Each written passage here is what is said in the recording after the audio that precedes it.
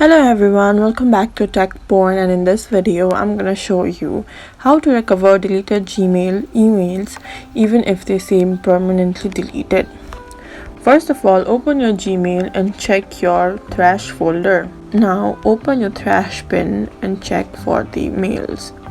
If you have recently deleted emails will remain in trash for up to 30 days before being permanently removed. If you find the email, you will need to simply select it and click on the three dots and then move it back to your inbox.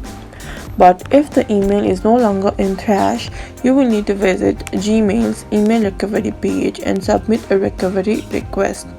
Google may be able to restore recently deleted mails in certain situations, especially if the deletion was accidental or caused by account issues.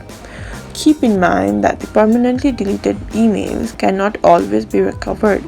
And that's it. That's how to recover deleted Gmail emails. And if this video helped, follow us for more tips and tutorials.